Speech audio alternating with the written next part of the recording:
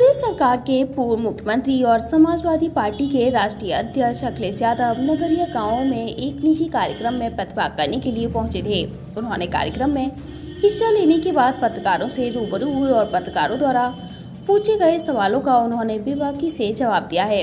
उन्होंने भारतीय जनता पार्टी पर जमकर निशाना साधा है और भारतीय जनता पार्टी पर निशाना साधते हुए उन्होंने भारतीय जनता पार्टी को लेकर कई बड़ी बातें पत्रकारों के सामने रखी हैं। उन्होंने पत्रकारों से वार्ता करते हुए भारतीय जनता पार्टी को लेकर क्या कहा, सुनिए। ये बीजेपी सच नहीं सुनना चाहती। अगर कोई लोकतंत्र में और खासकर हमारा पत्रकार भाई अगर कोई खबर सही चलाना चाहेगा तो बीजेपी के लोग प्रशासन के इशारा कर देंगे कि इसको जेल भेज दो, झूठे मुकदमे लगा दो, हत्या हो जाएगी, हत्या कर देंगे, लेकिन धारा 302 नहीं लगेगी। और जिसने कुछ नहीं किया होगा उसे मारपीट से लेकर के गंभीर धाराएं लगा देंगे। क्या जो संभल में पत्रकार था, मंच में मारपीट की थी, वो सब देखा है सबने। उस पर मंच की मारपीट की धारा लगा के जेल भेज दिया। भैया 2 दिन से हो रहा है आपका कलकत्ता में दिक्कत हो रही है, सपा के लोगों को दिक्कत। किसने कहा है? केशव प्रसाद मौर्य ने कहा है। देखिए हमारे मंदिर में बन रहा है, हमारे लोग राम भक्तों को लिए मरवाना चाहते हैं। हमारे मुख्यमंत्री जी ने एक शूद्र को अपने बगल में रखा हुआ है। ममता जी से मिल रहे हैं। हमारे मुख्यमंत्री जी ने एक शूद्र को अपने बगल में रखा हुआ है। उम्मीद क्या करोगे उनसे? आपने कहा था कि धर्म पे अब कोई बात नहीं होगी, आपकी तरफ से केवल आप पार्टी की तरफ से आपकी केवल बयान नहीं है, लेकिन स्वामी प्रसाद मौर्य जो वो रुकने का नाम नहीं ले रहे हैं। मैं अभी जानकारी करूंगा क्या नया बोला है उन्होंने। ममता जी से मिल रहे हैं आप सर? ममता जी से मिल रहे हैं, गठबंधन। मैं जानकारी करूंगा क्या नया बोला है। बोला रामचरितमानस को दलित महिलाओं के खिलाफ बताया। देखिए ये बहस लंबी है और ये मैंने कई बार कहा, विधानसभा में भी कहा कि 5000 साल से ज्यादा की लंबी लड़ाई है, लेकिन ये लड़ाई अब हम लोग जीतने के करीब पहुंच गए हैं, इसलिए बीजेपी को परेशानी है। इसीलिए वो मुख्यमंत्री जी अपने बगल में एक शूद्र को रखते हैं और उससे बुलवाते हैं। भैया क्या माना जाए कि आप ये पूछिए क्या वो शूद्र हैं कि नहीं है? भैया क्या माना जाए कलकत्ता में 2 दिन से चुनाव आ रहा है, कल आप ममता जी से मिल रहे हैं, गठबंधन जो की मीटिंग। बीजेपी पहले से ही घबराई हुई है कि ये मैनपुरी मॉडल क्या है। अब वो हो सकता है मैनपुरी घूम रहे हो, रिसर्च कर रहे हो कि मैनपुरी में कैसे बीजेपी इतना बुरा हारी है। मैनपुरी में जिला अधिकारियों को जो रामचरितमानस भागवत के लिए पैसा दिया जा रहा है, क्या लगता है 2024 में आ रहा है फिर ये?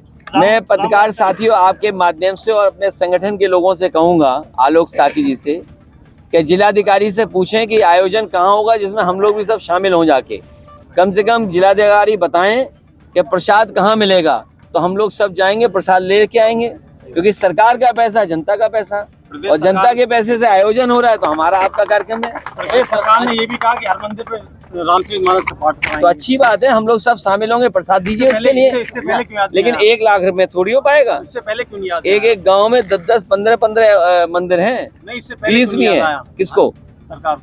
नहीं कोई बात नहीं, सरकार को जब याद आया तब मानेंगे, जब आँख खुले तब सवेरा। भाजपा के लोग कह रहे हैं कि हम लोग रामचरितमानस का पाठ कराते हैं, ये लोग हज हाउस बनवाते हैं, सफाई महोत्सव। ये बीजेपी वाले, अच्छा ये हमारे बोर्ड सिंह जी हैं और यहाँ बहुत सारे ऐसे लोग होंगे हर साल कराते हैं, वो आते ही नहीं है। अगली बार योगी जी को बुलाना आप।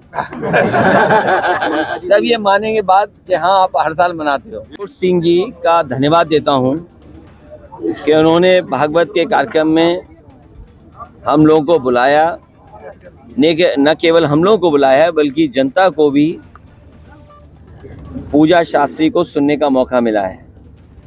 सबसे अच्छी बात ये, ग्रामीण क्षेत्र में लगातार इस तरह के आयोजन होते हैं, कार्यक्रम होते रहते हैं, इससे हमारा समाज जुड़ता है और जो हमारे धर्म की अच्छी बातें हैं वो उन तक पहुंचती हैं, ना कि वो जो भारतीय जनता पार्टी फैलाना चाहती है।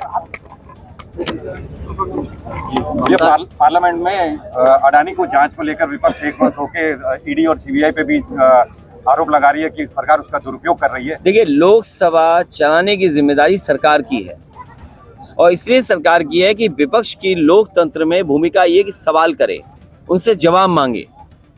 ये जवाब क्यों नहीं देना चाहते हैं? और अगर ये बात कह रहे हैं कि विदेश में कोई बात लोकतंत्र को लेकर के कही गई है, आपके ही उत्तर प्रदेश के विधानसभा में संविधान में जो हमारे प्रेम्बल में लिखा है, समाजवादी देश बने, समाजवादी विचारधारा से देश प्रदेश चले, उसके बारे में उत्तर प्रदेश के मुख्यमंत्री जी ने क्या कहा? उन्होंने वो कहा जो इंग्लैंड की एक प्रधानमंत्री ने कभी अंग्रेजी में भाषण दिया था।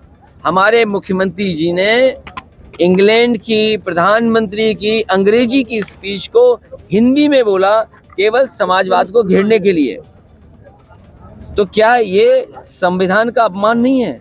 क्या बाबा साहब भीमराव अम्बेडकर जी का लिखा हुआ संविधान के खिलाफ नहीं बोल रहे हैं ये सरकार के लोग? लगातार बोल रहे हैं कि लोकतंत्र को खत्म किया जा रहा है, विपक्ष लगातार आरोप लगा रही सरकार के ऊपर।